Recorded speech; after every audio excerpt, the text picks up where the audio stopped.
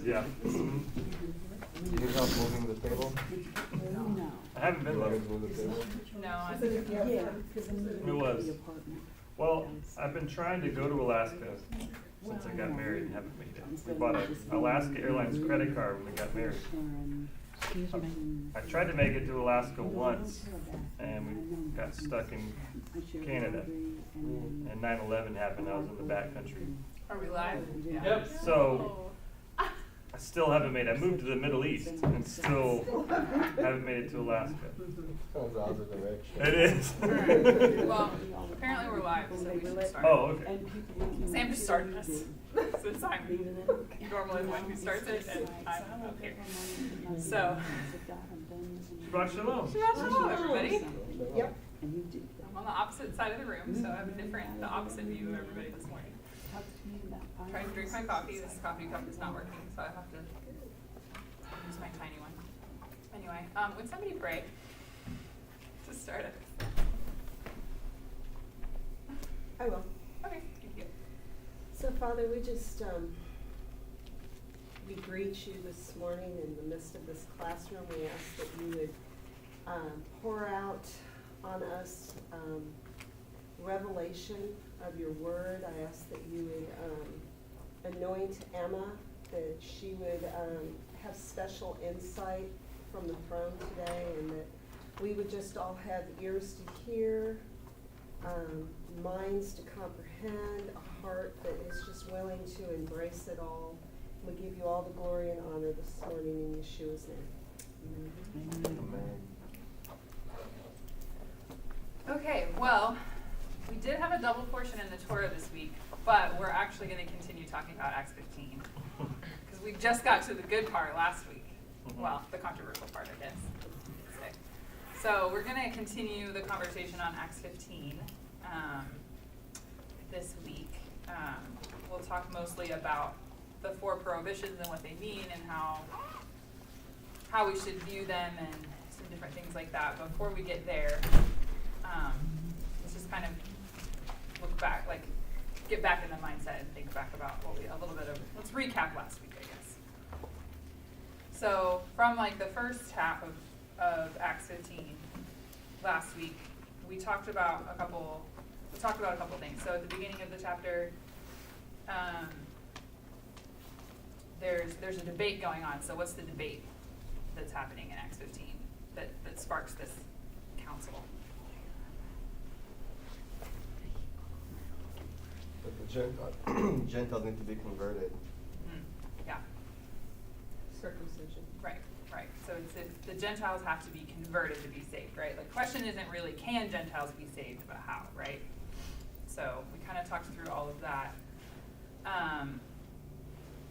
And what's the implication if Gentiles have to convert all the way? Why does that matter?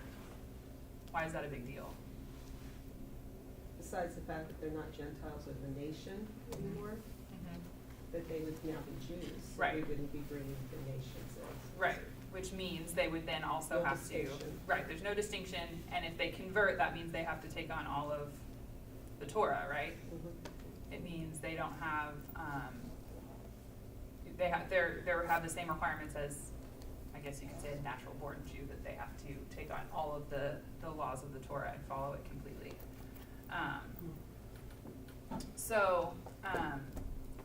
And we talked a little bit about, in Acts 15:10, yes, it says one of the arguments is that they should not put a yoke on the Gentiles that God, or by putting God to the test and by putting a yoke on the neck of the disciples.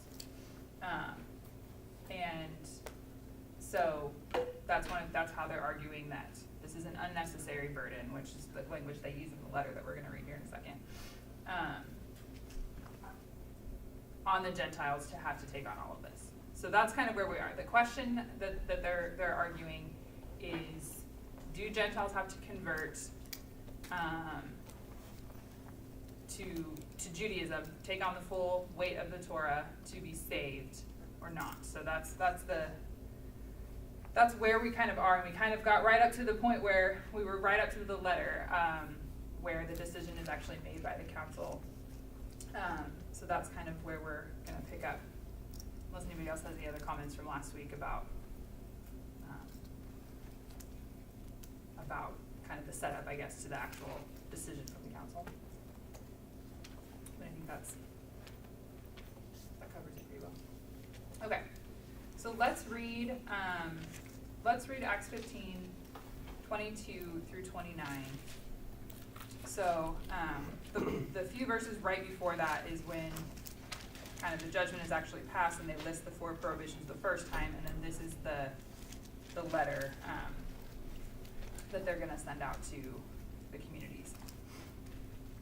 So I'll just read it. So starting in verse 22, then it seemed good to the emissaries and elders with the whole community to choose men from among themselves to send to Antioch with Paul and Barnabas. They sent Judah, also called Barsabbas, and Silas, leading men among the brethren, and this letter along with them. The emissaries and the elders, your brothers, to the Gentile brothers of Antioch, Syria, and Cilicia. Greetings.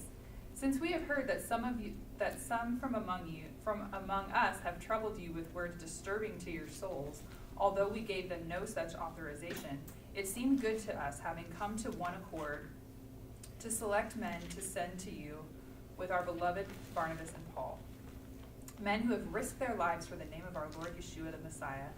We therefore have sent to you Judah and Silas, who themselves will report to you the same things by word of mouth. It seemed good to the Ruach HaKodesh and to us not to place on you any greater burden than these essentials, that you abstain from things offered to idols, from blood, from things strangled, and from sexual immorality. By keeping away from these things, you will do well. Shalom.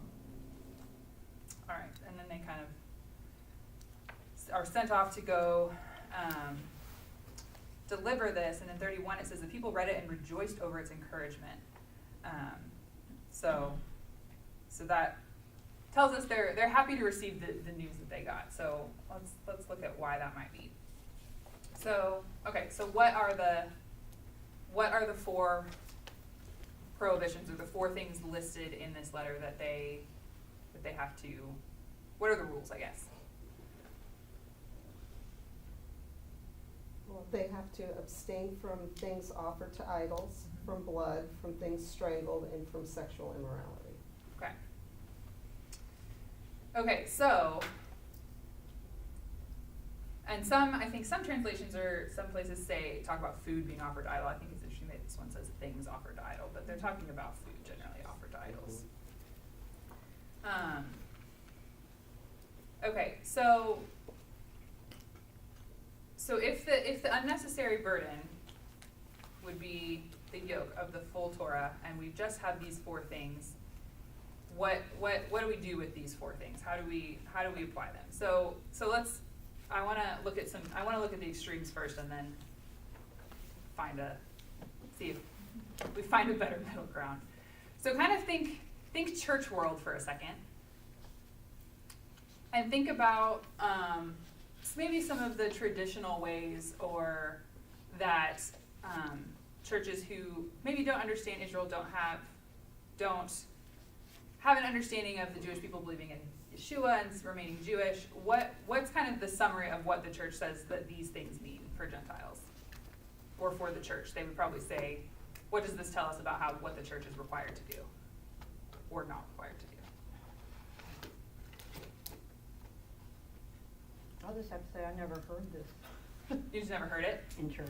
Okay. I had never heard that specifically talked about, Okay. or other rules and, things in which they, Okay. throughout the New Testament. But this specifically, Okay. I never had. So maybe it's not even about the rules. So what does the church even say anything about Acts 15? Is it even a big deal? I feel like all we talked about was the 10 Commandments.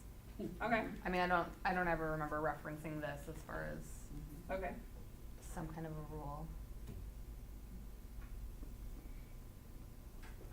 That's a good question. Does anybody who grew up in the church, did anybody have a reference point? That is really interesting. No? For Acts 15? Yeah. No? Huh. Okay, well, All right. Well, so I guess I'll just share what I heard about Acts 15. is that it's kind of like, well, look, if these are all the only things that we're saying, and really these aren't that hard to follow, other than, obviously in America we have some issues with sexual immorality, but the other ones, that doesn't seem that hard. But, so this is what Acts 15 says, so the Torah, the Torah doesn't matter, so we don't need to follow that. We're not held under the law, we're free. So that's kind of the grid that I've heard, as kind of, this is the document that sets the Gentiles free from really having to care about the Torah, and by extension, maybe even the rest of the Old Testament. Except for some, there's some good stories here and there, and there's the Ten Commandments. So there's some things we like to keep because we like them. But all the, the Levitical law and all that stuff, we don't need to worry about it because this is saying it doesn't matter for Gentiles, and So it's replacement theology. It's replacement theology. So yeah, so it's a huge replacement theology. So that's kind of one extreme end of the spectrum. Mm-hmm. So let's look at the other end. So put on your, I guess, more extreme Messianic Jewish one law type of perspective. I wouldn't say that's Messianic Jewish. You're right. We should draw the distinction. So put on a Jewish roots, how would you say that? Just Jewish roots, one Hebrew law, roots. something like that Mhm. type of lens, and what might those groups say how these four prohibitions function?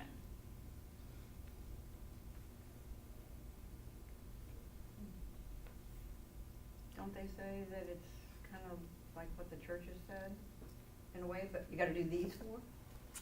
But you Well- don't have to worry about the, Well, so let's think about some of the Hebrew roots movement. So what is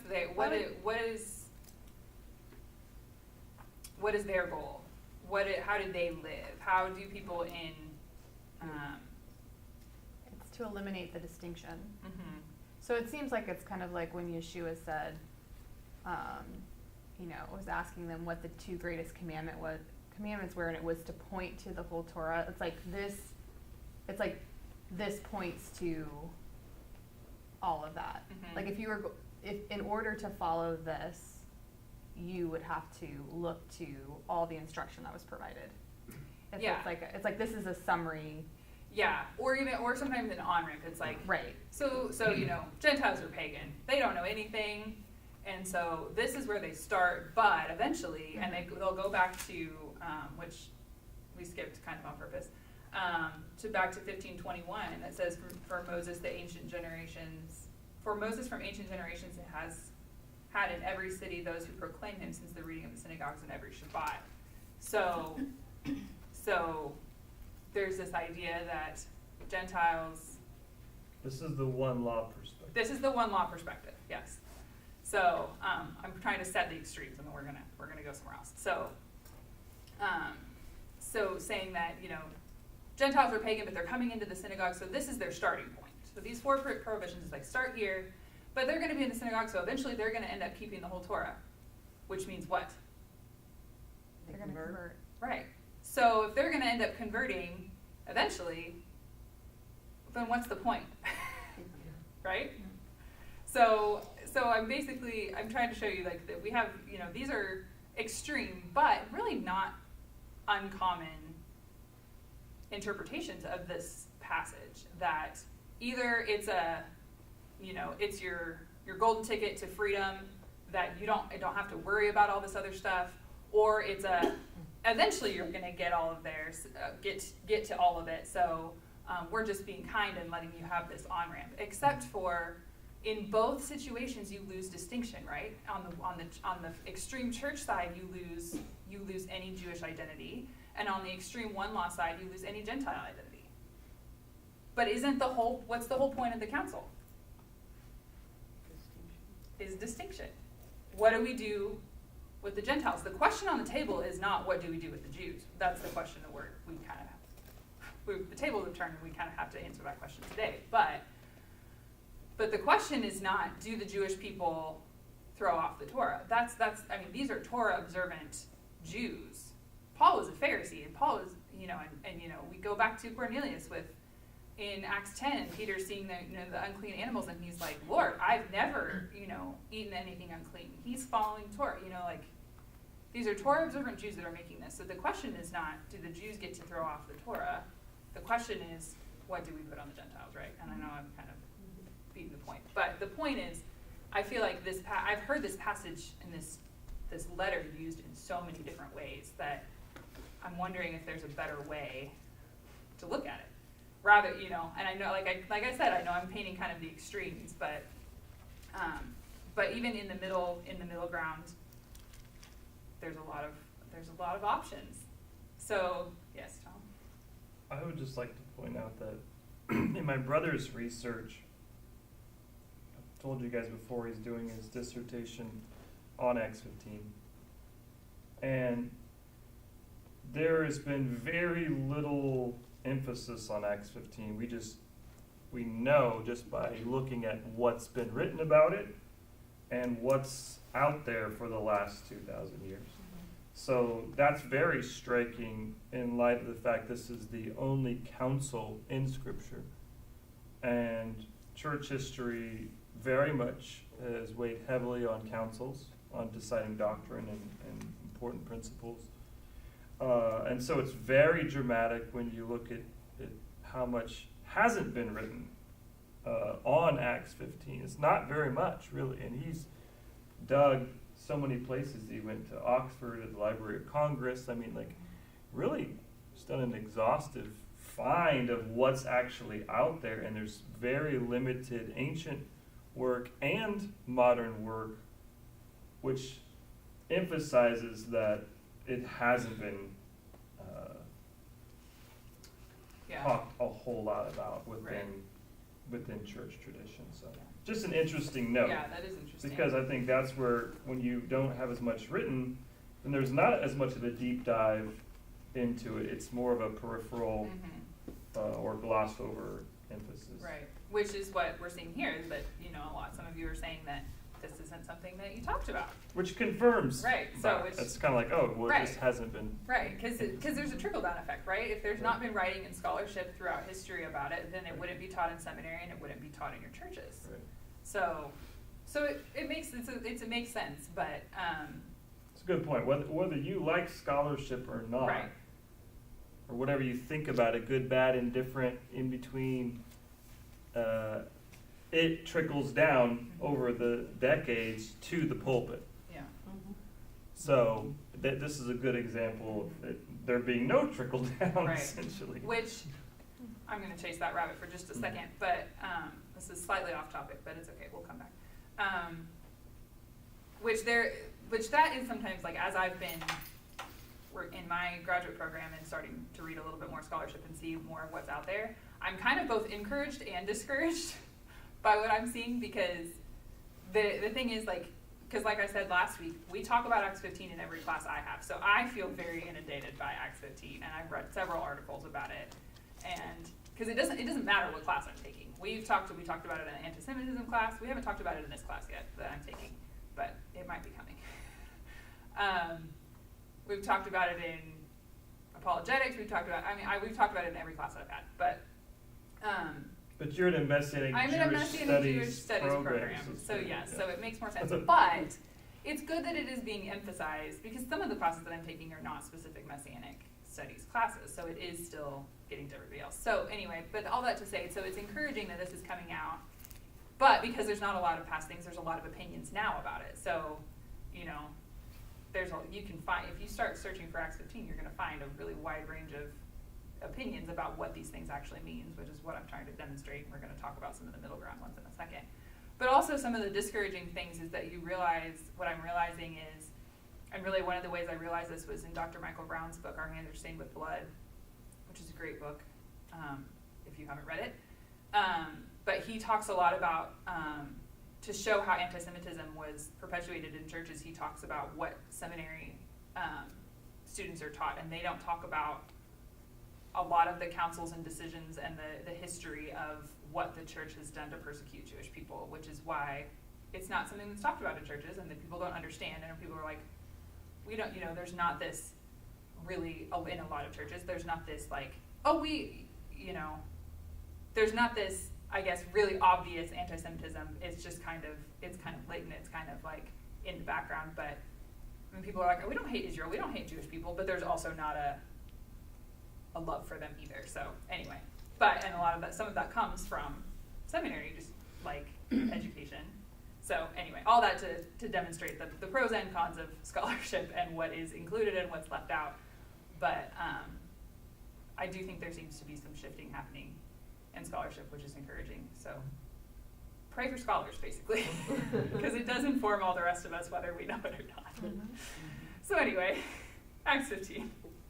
Speaking of scholarship, I guess.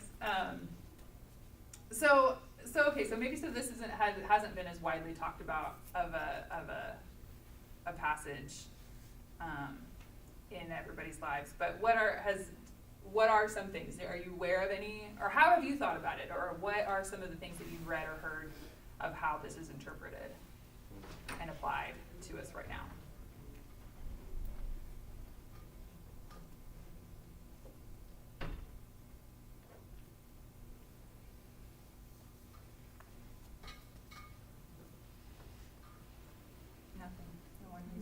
No one thinks about Acts 15.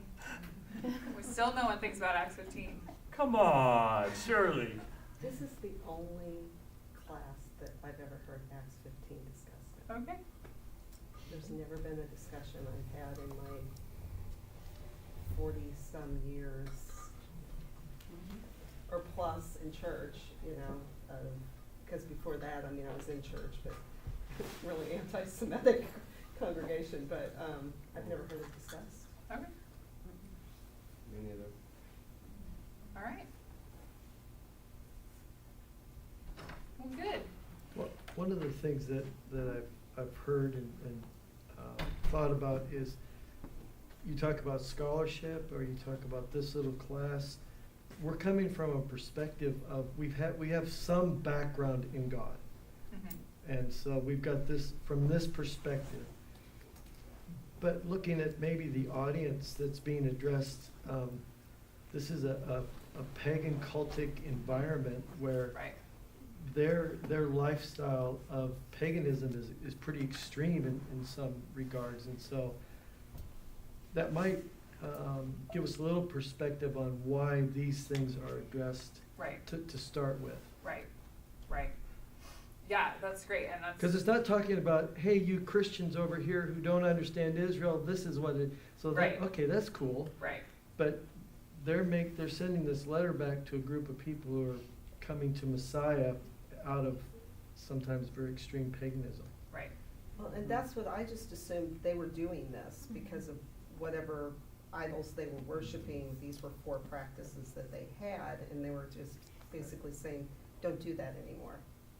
And I think that's why, to defend the lack of emphasis, is your point, I think, right? Like, look, what Christians, genuine Christians, they're not worshiping idols, they're not being sexually immoral, right? I mean, they're not strangling people. That's what it means, but. Does it mean strangling? No, people? it doesn't, but, Okay. but I'm just saying, just take a cursory read, just take a surface reading of it, and you're like, of course not. Right. Like this, I'm good, right? So I think that's one of the reasons why you don't spend a lot of time, because it's like, yeah, this is consistent with what Yeshua said, don't do these things. Well, and it becomes, so maybe the view has been, okay, well, we don't really struggle with these things, so we don't need to spend a lot of time talking about it, because this isn't part of our world. These are, like, I don't think any of us probably really think about looking at, going to someone's house for dinner and looking at the food on the table and being like, I wonder if this was offered to an idol. Like, that's not our context. I have heard testimonies of believers in other parts of the world who do actually think about this, though. So it's not, in our particular context, it sounds a little funny to us, but in some other countries, it's actually quite applicable. And I've heard people call into Dr. Brown's show, this is just a random side note, and ask specifically about this. And like, somebody's a missionary in some place that's really heavy into Hinduism or Buddhism or something like that, where there's a lot of offering food to idols and then being consumed. They're like, what do I do? How do I live? I'm trying to build relationships with these people. so I'm gonna go to their house and not eat what they offer me to eat. You know, it's like this. It's a wrestle. So anyway, all that to say, There, I think there is a part in by the Corinthians that Paul is saying that don't ask, Yeah. so you won't have to Right. disobey. So, right? And I have heard that before too.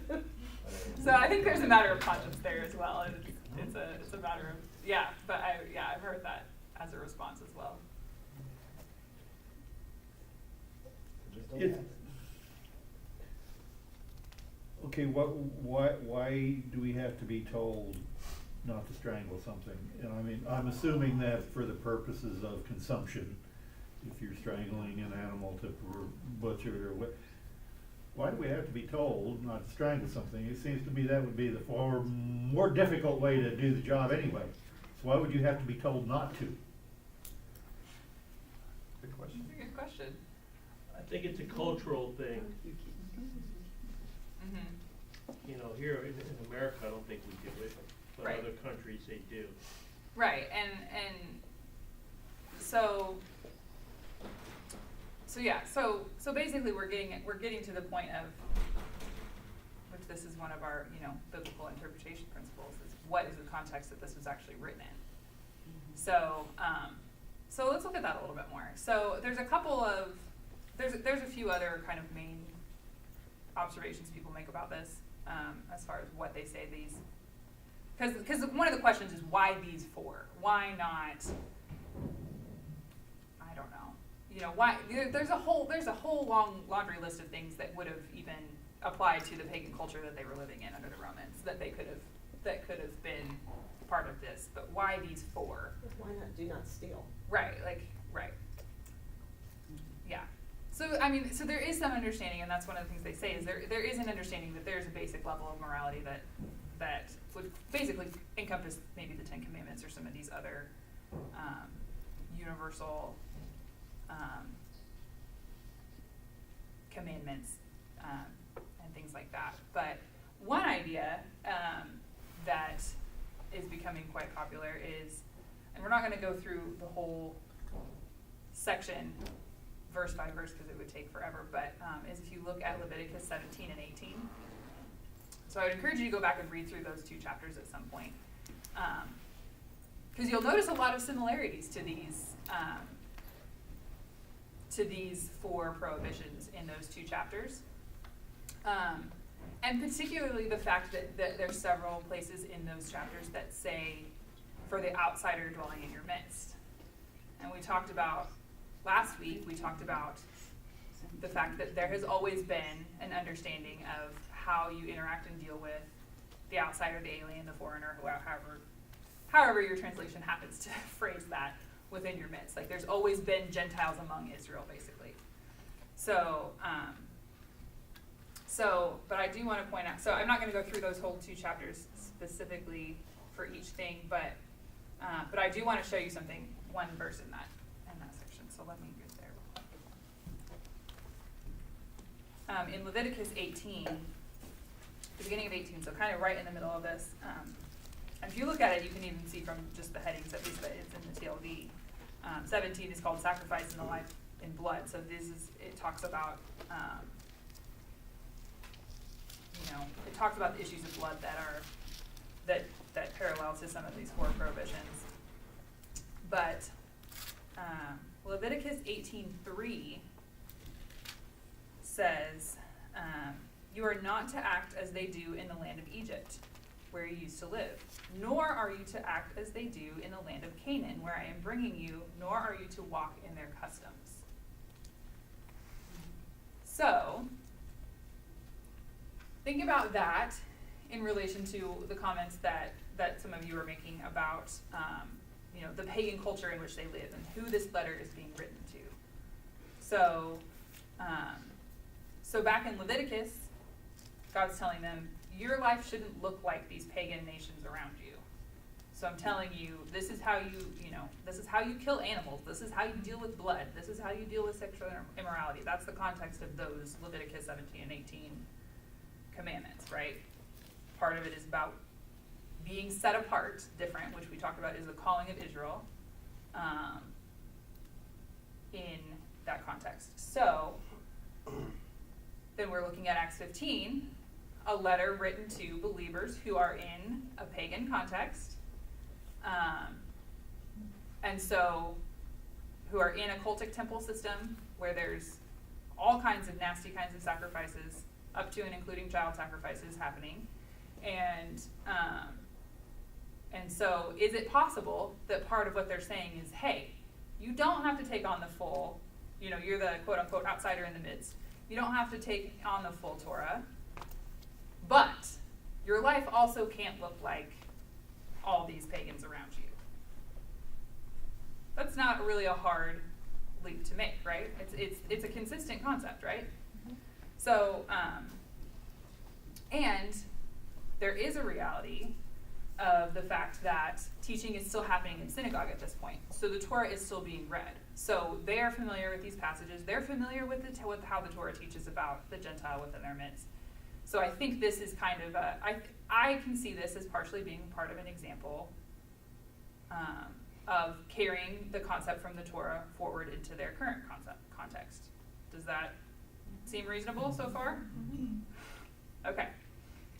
Okay, so let's look a little bit more about like what that actually means. So what do you know? We mentioned a few things already, but what do we know about life even for Jewish people under the Romans? What is life like under the Romans? What are some of their practices, and how do they treat other religions, particularly the Jewish people? What do you know about that? Was there any other religions besides Jewish? I don't know a whole lot about them, but I imagine there would have been other kind of tribal or kind of type of religions, I would imagine. But I haven't studied that. Do you know anything in particular, Tom? Well, I mean, you mean like the Roman gods and the Greek gods? Well, there's the Roman gods and the Greek gods, and then there's the Jewish people. Are you talking about other religions other Yeah, than the Romans? And the I don't know where religions would come from, other than the Jewish. You got the Romans, and they're Yeah. not a religion, but I wouldn't call them a religion, but maybe they are. So I think my understanding is that, there's kind of different sets of gods. There's, and there's different gods for over different areas of land even. So like the Egyptian gods would probably be different than the Roman gods. But they're all pagan, basically. Israel would, at the time, the Jewish faith would have been the only one that it's like one God, creator God, that is all-encompassing and not, instead of having a plurality of gods or, the particular god of the city or, because there's different examples, and I can't remember exactly how they lay out, but you can see as they're going through some of the different travels within Acts even, they have the temples of, Athena. like there are different cities, and there's a main temple to these different gods in different cities. Yeah. Yeah, I would say that there's a funny phrase, but the Jewish people in the first century are called atheists. And the reason is because everyone else believed in multiple gods. So believing in one God was like, to them, basically rejecting and not believing in all the gods. So it's funny because now atheist means something different. But so that was how they got characterized. So everybody believed in multiple gods. So was it a religion? Yes. Was it a formalized religion as we understand the word religion today? No. It was very geography based, but there was overlap, like Artemis and Athena. There were these bigger, but the Romans just changed the name of the gods from the Greeks, right? So it's something that goes way back, but then you'd have your household idols, right? Even the Torah portion. Household idols are common. There's just tons of idols. It's just, and not just idols, but this understanding of the spiritual world, that there are spiritual beings that are real and active, and you want to have their favor. so that you don't get judged harshly and your life goes poorly for you. And it's a very modern concept. For example, like when a natural disaster happens, that you would think that that was just random. Like for 5,000 years or so, it was just assumed that was because the spiritual world wasn't happy. Whether you're talking about the creator God or other gods, it's only been 100, if that, years that we've started to disconnect that from the spiritual world. But Yeah. Or, you wanna finish? No, go ahead. I don't know, what just comes out, I'm not sure if this is relevant, but I feel like the Romans, they wanted to be tolerant of different religions, but they want allegiance to Caesar. Caesar, yeah. Caesar was Because God.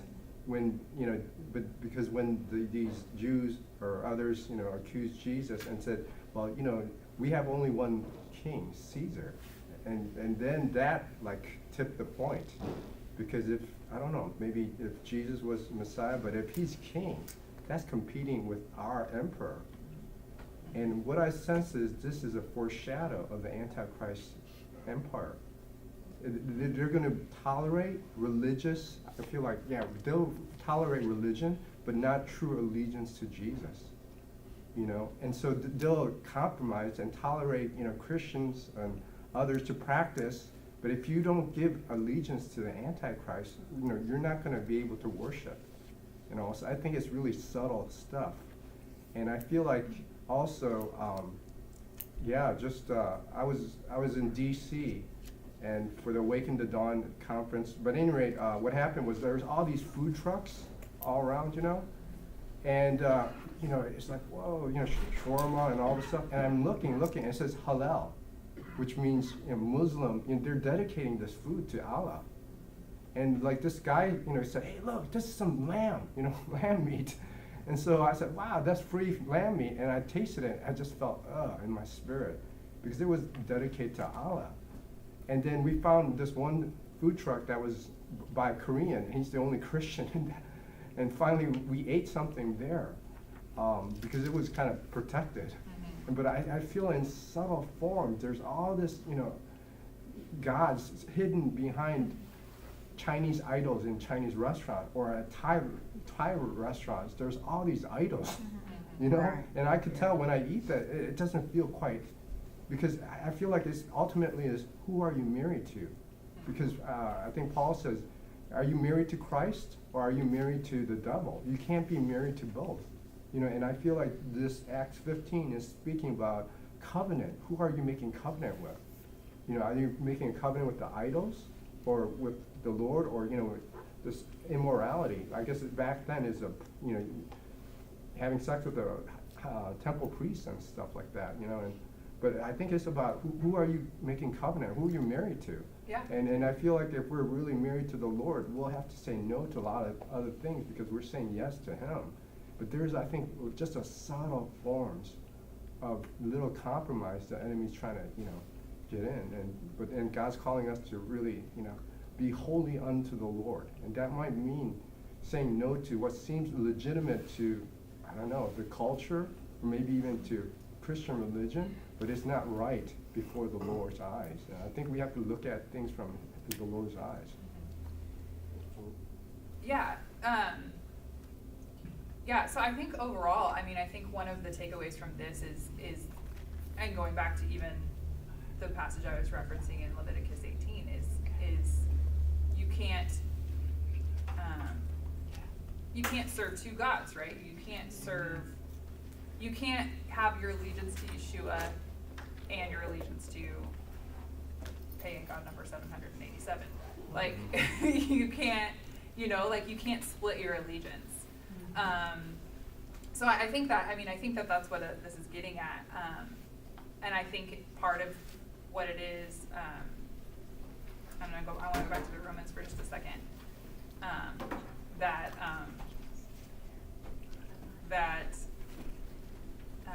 is like, what does that mean? And how do you still live in a, you know, in the greater context of culture that is pagan? How do you live this set apart way? And I think there's some interesting things in that I want to show you about what was happening for these first century believers, Jew and Gentile, that I think will be interesting for us to think about how we think about Acts 15 today. Okay, so let me give you a little bit of a summary of some things I've learned about the Romans at the time. So, yes, there was kind of this principle that the Romans were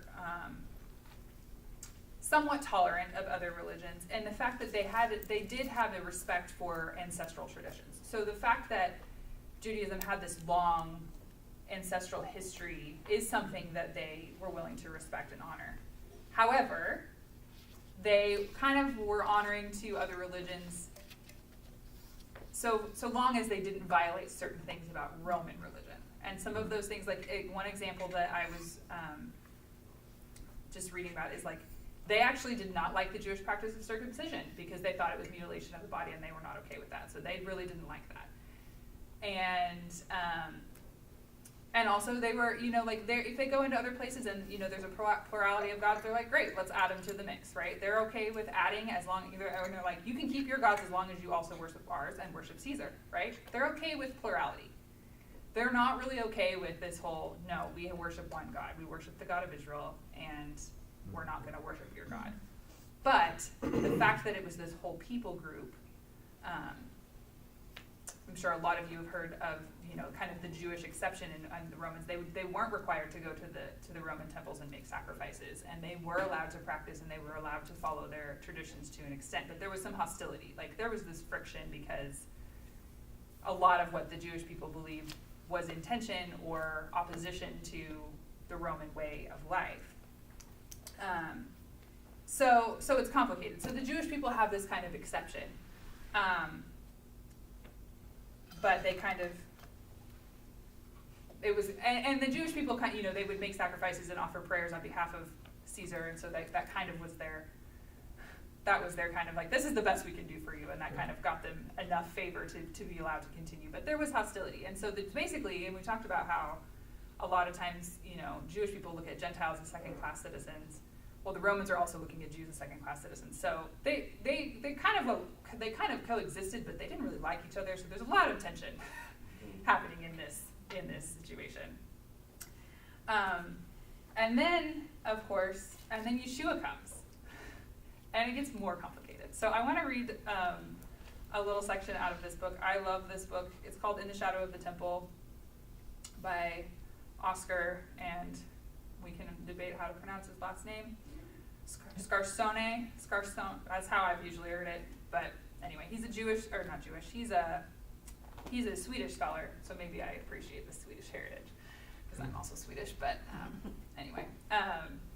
But he does a really good job of looking at the different dynamics that are happening in Second Temple Judaism and at the time when Yeshua comes, and it's really kind of fascinating to see. So this is kind of what he says.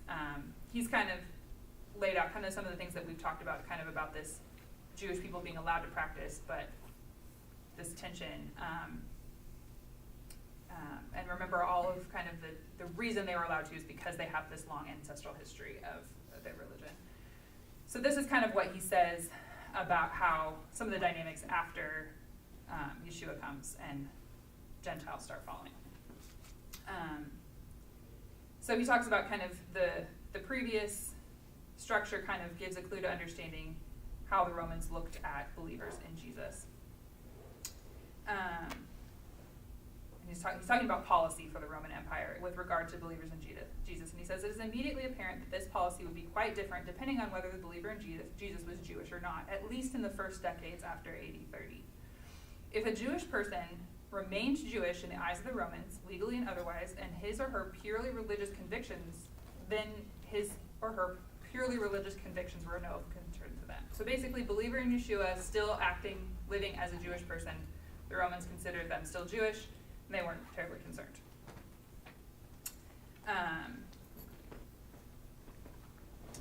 And then he says, after the crucifixion of Jesus, belief in his messiahship was no longer a political concern for the Romans. If Jews became to believe in Jesus as the Messiah, they nevertheless remained Jews and were entitled to the same protection and privileges as other Jews, including exemption from emperor worship. Throughout Acts, this is an interesting thing to look at as you read Acts as well, the Romans appear as Paul's protectors, not his persecutors. The Jews who believed in Jesus were not persecuted by the Romans, but when persecutions occurred, according to Acts, by their fellow Jews.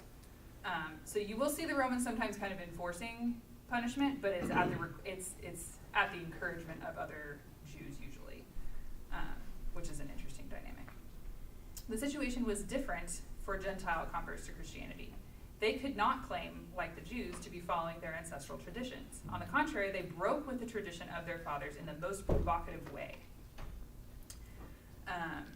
They shared with the Jews the burden of being accused of intolerance, but they did not have a defense the Jews had. They could claim no ancestral or national tradition, for they had no Christian or Jewish forefathers, and they were not a nation. They could be persecuted individually, since there was no question of having to massacre a whole nation.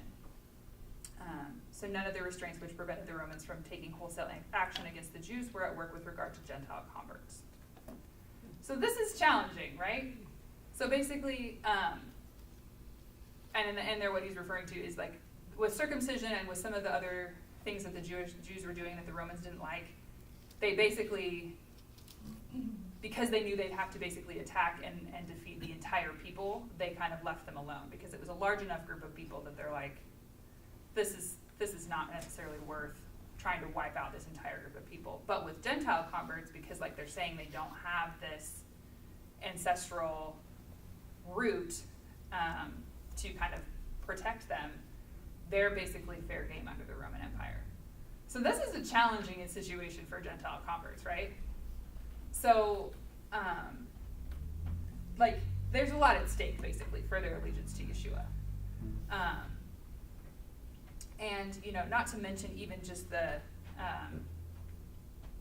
probably the dynamic within their families of, oh, you're not worshiping Roman gods anymore, well, see you later, get out, you're no longer our child, you know, something like that. So there's family tension. I mean, it's a big deal. So,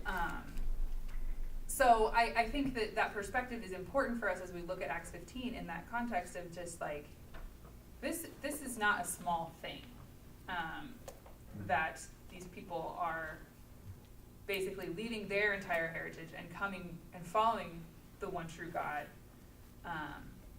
So in that sense, this whole not putting unnecessary burden is a really big deal, because you can imagine, I mean, try to think about that for a second. You're a Gentile, you've grown up in this pagan world, you've somehow, you know, found Yeshua, and then you're like, oh, now I have to not only leave behind my entire way of life of, you know, even offering temple sacrifices, which were just part of daily life for them, really, and they're now, you know, hated by their family, and that's like, now I have to take on all of the Torah, and I have to, you know, live this life, and then the Romans are going to come after me because I'm not actually Jewish. So even if I convert, you know, I don't know that I'm going to have the protection, and they're going to come take me out. Like, that's a big deal. So, yes, Tom? I think there's an interesting modern parallel if you think about, like, in Islam, if a Muslim becomes a Christian and their heritage, they call them Muslim background believers, MBBs, if they're a Muslim background, there's major persecution, right? I mean, major, especially if you're a woman. But it's really bad. Actually, you could talk to Nedia in our congregation, who's a Muslim background believer. But if you were Arab Christian and your background is Arab Christian, then you don't have that persecution by the surrounding Muslims. So, for example, in Nazareth in Israel is an interesting town because it's mainly actually Arab, not Jewish. But there's at times a partnership between the Arab Christians and the Arab Muslims against the Jews. But that's the separate issue. I should have brought that up. But my point is that there's because I won't say Israel, just think about surrounding nations as like Muslim nations. It's the same tension, whereas the family dynamic comparative today, I think you could talk about like Jewish families. Like if you had a religious Jewish family and one of the children became a follower of Yeshua. I mean, I know so many stories of how many problems that brought to the family. And so we do have modern examples of what it would have been like. It's flipped though, just like you were saying earlier, because back then it was what this did to Gentiles who didn't have this heritage, and now we've flipped, and a lot of times it's what does this do? Although you would have tension in the first century, of course, within the Jewish community. Yes. For those who accepted Yeshua. I mean, we see that on the page as well. Yeah, for sure, yeah. Well, you can No, go ahead. No, because I have a question. I don't think it's got to do with what he said. So. Okay, well, I'll make this one comment. Yeah, I think, so I think there's tension within Judaism, but at the same time, there's still enough, particularly under Roman rule, of, okay, we're both Jewish, we may not agree, we may be part of different sects, but we're still in kind of the same terrible situation of being under Roman rule, so there's a little bit of camaraderie there. And that ultimately breaks down, and of course, if you carry out through history, the Roman relationship with Christianity shifts, and it becomes fair game, so they don't really care, and they're gonna persecute you anyway. Well, they end up kicking out all the Jews Right. from Rome. Right, so things eventually shift. I'm just kind of focusing in on this initial context here because that's where this is being written. But yeah, so there's basically it's a complicated issue. It's a complicated scenario that this is being written in. What's your question, Michael? So I'm trying to understand. So I'm going back to Acts 15, and they were debating about what rules do they need to give the Gentiles, and why didn't they just give them the 7 Noah rules? Because that was a covenant from prior, and they're pretty much the same besides the idols, and there's some other. So I don't know if it got to do with that, or I'm just like in my mind I'm like, well, there were. Good question. Yeah, it's a good question, and that's one of the things that comes up when people talk about Acts 15 too. Is why didn't they just go back to that level and say, hey, you're still held to this? And I think, and Tom can weigh in a little bit on this because you probably have a bit more background than I do on this, because I don't know, I haven't studied this in great detail, but I think part of it is, one, this is not an exhaustive level of expectation. So while we don't believe that it's, step 1 to the rest of the Torah, it's also not this, it's, you can't murder, you can't steal, there's still more of a baseline level of morality. And so I think part of it would be, there would be an understanding that a lot of those things would still be expectations, even though they're not specifically let out in this particular letter. So, there's some things that are kind of more generally understood, I've been thinking that this letter that gets sent back is not the final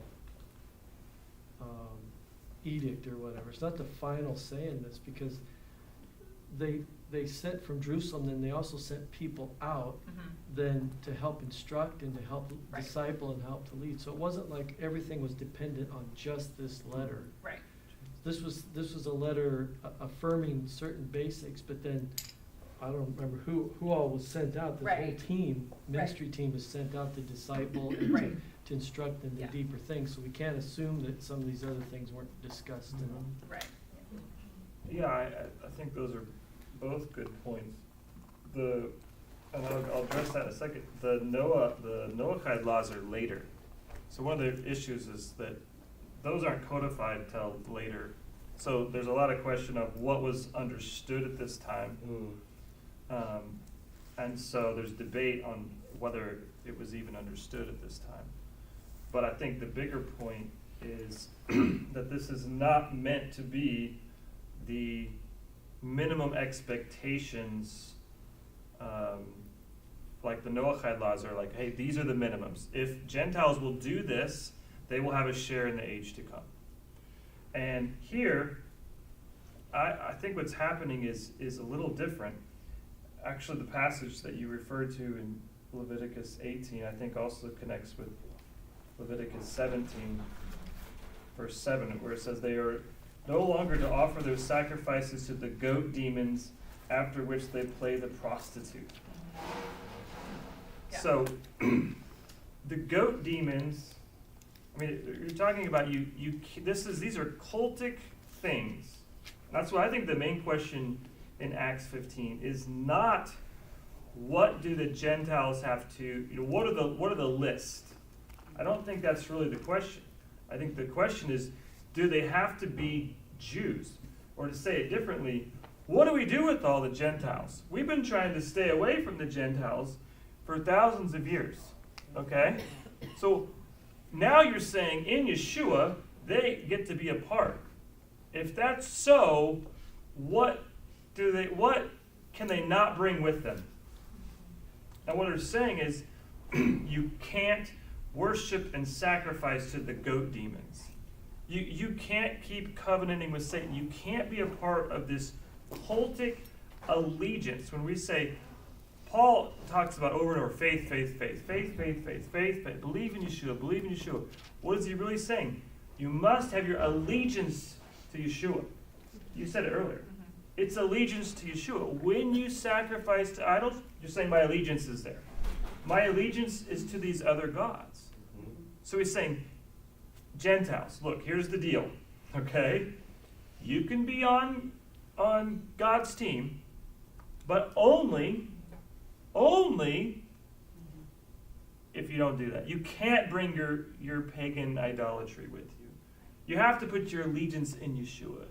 And you have to show that you don't have this allegiance over here. So it's not, I don't think it's designed to be exhaustive like you're saying. That's like, here's the letter. Okay, you can't bring any of that. Okay, okay. Now what? Right? Because when you read further in 17 and 18 Leviticus and the whole Torah and the whole Bible for that matter, there are a lot of other expectations on the Gentiles in order to be in the midst of Israel.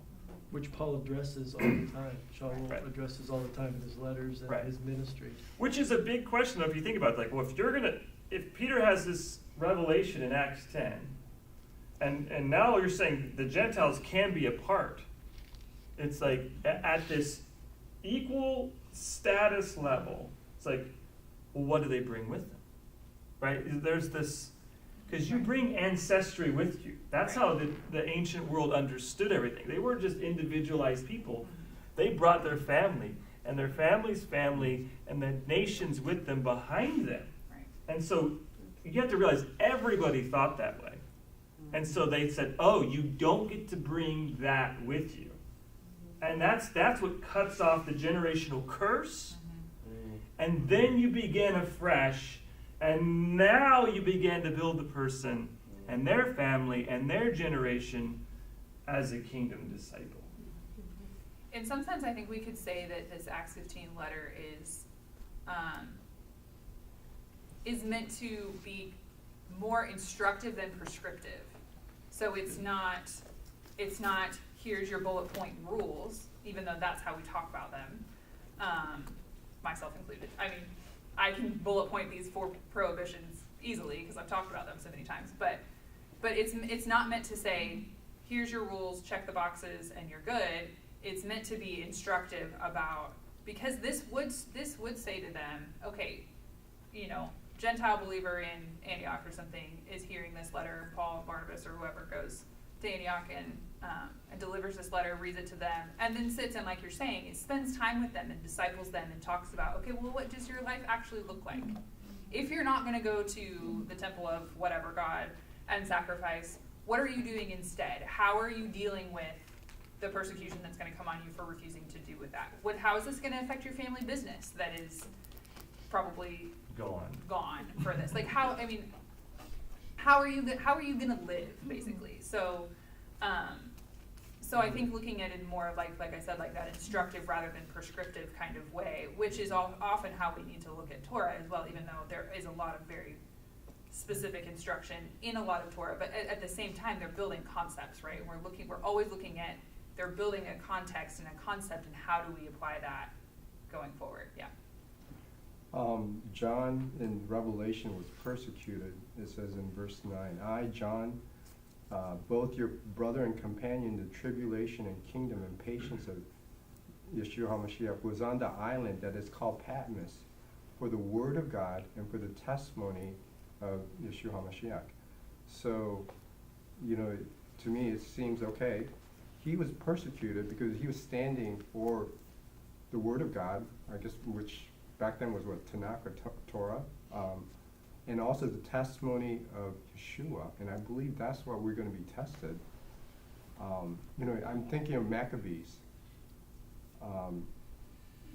The Greeks were Hellenizing and trying to, dilute the perfect, the following of the, God of Israel, and so they were subtly trying to say, Jews, if you do this, we're going to kill you, circumcision and other stuff, right? And so the question comes to me is like, what is the Lord expecting us to stand on in the coming days of persecution, with the rise of the Antichrist, and there's spirit of Antichrist that's subtly here, but is he expecting us? Definitely, I believe he will see, are we going to stand with Yeshua, allegiance to him? And then also, how about Israel?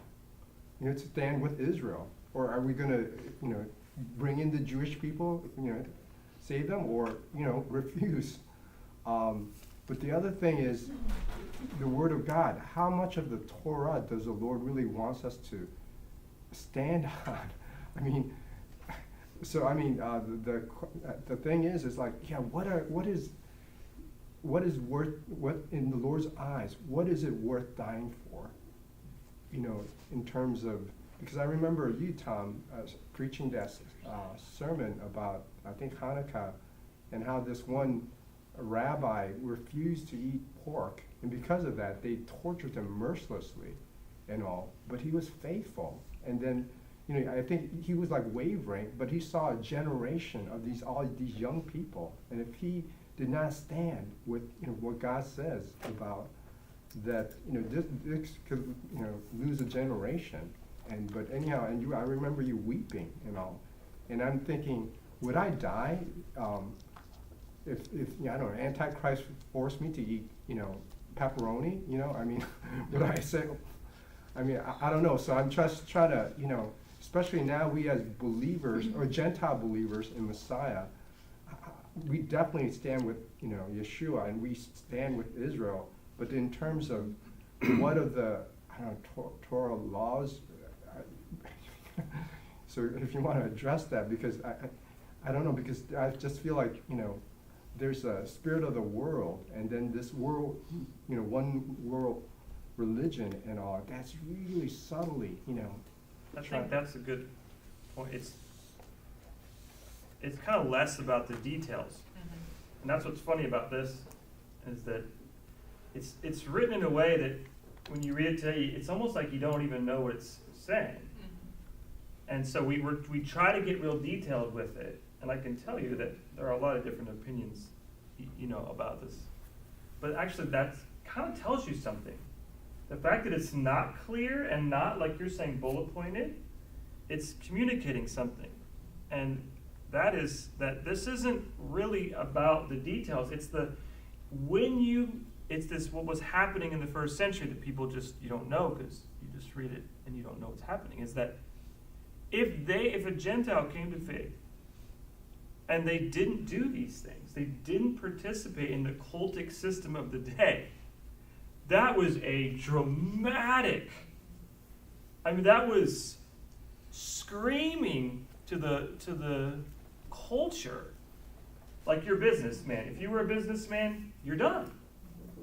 Like your business is over. Like, so you read that quickly, you don't see the cost that so many of the Gentiles were paying in those early decades in order to follow the one true God. And so it was like, hey, you can't. It's like, choose you this day whom you will serve. So everything else after that, if they're going to not do this, they are on the right trajectory. Yeah. We don't need to lay out each one, and this is the one, and then, it's like, you have just took a stand. Does that make sense? This is and so yeah, there's discipleship, and we'll get into details, but if you're going to make this decision, it's like the Muslims in Iran right now, or underground church in China. It's like, if you're going to make this stand, this is a bold stand, and you don't make it just, it's not, okay, yeah, like, well, let's go ahead and do that. You have decided you will pay the price. Yeah, which is when it also even becomes, the body of Messiah becomes more important then, right? If you're gonna make this stand and make this life change, you probably want some people supporting you and loving you and walking with you through the process, right? Like, you're not gonna make it lone soldier in that, because especially if it's the consequence is losing your business, you're gonna need some people to come around you and help you live. Mm-hmm. So the body of Messiah, and even some of these other, earlier in Acts, and it talks about, the community comes together and they live really communally and they give with what they have. It's probably some of that has to do with these kinds of contexts. If they have people losing their livelihoods unto allegiance to Yeshua, and they're going to take care of their people, right? And so it's like, I think it's important to realize that too, is that,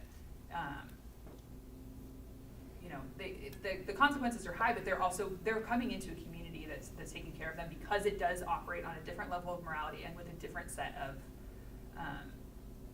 of even priorities and life. And so coming into the family is still worth it, because you're still in a family, even though you're leaving behind your ancestral traditions, or your family ways. You're coming into a family, and so I think part of this is even, hey, we are going to be a family, and we're not going to work, but we're not going to require you to do all of this, because that's too much. Well, and that's when you said they were like really glad to receive this letter.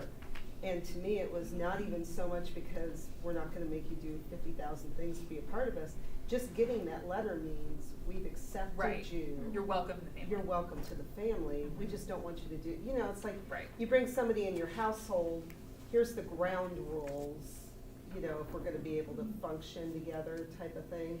And so it's kind of, to me, it was just the fact that they were willing to discuss this, willing to find a way to blend them together and still allow them to be who they are. I mean, that's like a big thing, and I'm wondering, like, if a lot of the Gentiles weren't wondering, how am I going to be a part of this? Like, besides just trying to find other Gentiles that converted, it's like, these are the men that taught, these are the men that walked with Yeshua. I'm an outsider, how can I be a part of this? So the fact that this discussion was coming down and a letter was sent to them saying, we've talked about this, and this is, that's like a huge acceptance thing, right? It would have been unrealistic, right? Yeah. You'd have been like, well, then there's no hope for me. Right. Yeah. I could never, it's like new believer guy who has no blessings at all, and he's hanging around with a bunch of Jewish scholars. Yeah. It's like, what hope do you have? He's like, I've got no hope. It brings so much hope. Oh, so just don't keep covenanting with these other idols. That's your first step and goal. And it's like, all right, that's a big decision, but if I do that, the Lord's gonna be with me, and I'll have a family to show me, and we'll go in the right direction. That's why they're rejoicing. Exactly why they're rejoicing. Exactly. So Because who could do that? Yeah. It's unrealistic. Yeah. So we need to end, but I want to end on this. I found this great quote from Dan Juster that kind of gives us a little bit of so what does Acts 15 mean now, kind of situation. So I want to read you this quote, and we'll end because I know it's time. And this is in a paper that Dan wrote that's called Jewish and Gentile Distinction in Messianic Congregations. So it says what's really happening in Acts is that the gospel is being freed from all unnecessary ties to practices that could hinder its spread in different cultures. As the 7-day week was not known in other cultures, keeping Sabbaths and feasts was not possible in such cultures. Most people were slaves or employees and could in no way observe Torah life in this way. One may find such practices enriching and embrace them, but the gospel could also be the source of a creative expression that enabled it to take root in other cultures. It should not be forgotten that Israel's ability to keep the whole Torah was because Israel was self-governing as a nation, and later Jewish practice for Jews was given special large protection in the Roman Empire. Circumcision brings one into responsibility for the whole Torah. Paul very strongly urges that this not be done. One is therefore free to be led of the Spirit to bring forth expressions of life and worship according to the cultural patterns in different societies. As the church developed, it did observe some of the biblical feasts, Resurrection, First Fruits, and Pentecost. However, this was in the context of a solar calendar and new calculations. The decision of Acts 15, therefore, was not just for initial acceptance, but looking toward planting congregations rooted in different cultures that were freed from Jewish life, and this would be the ongoing form of these congregations. This would make them culturally effective. So we could talk about a lot of details in here. So, because he's bringing up even the feasts of just, the practicality of observing the feasts in a lot of these cultures was not going to work for them because they weren't going to be released from the work schedule that was expected. Now, don't take this to mean that Jewish identity and understanding goes away. But I think the point he's trying to make is that the standard is you can't covenant with other gods, and you can't be in covenant with God and Satan, right? Is the really plain way to say that. But you can worship God within your culture and maintain some cultural identity because God loves the nations, right? Yeah. So yes, you can't do the things that might be part of your tradition that are worshiping other gods, but you keep your cultural identity, your national identity, even your family identity to some extent. And I just think this is a really encouraging way to even just look at how we look at this this council going forward is basically the idea is we want people in every nation, from every tribe, tongue, and nation to come to know the true God and commit their allegiance to Yeshua. So that has to be able to happen in all these different cultures. And yet maintain their identity. Right. But at the same time, this does not, none of that negates Jewish identity. If you're Jewish, you remain Jewish. Right. But, like we said, 99.9% of the people in the world are Gentile. So this is how, the kingdom and congregational life can root into different cultures. And so I was really encouraged by that perspective too, because I think that brings a good balance of, again, going back to the whole, this is instruction, not prescription of the idea is that you're not worshiping idols and sacrificing to idols, that your allegiance is to Yeshua, but you have to be able to live your life. So, Good. and we're 5 minutes past, so I will pray and we will go to service. So Lord, we just thank you for your kingdom. We thank you for creating a place in your kingdom for each of us, Jew and Gentile, from every nation and every tongue. And Lord, we just ask that you would just be present with us in service today, and that your name would be glorified as we worship.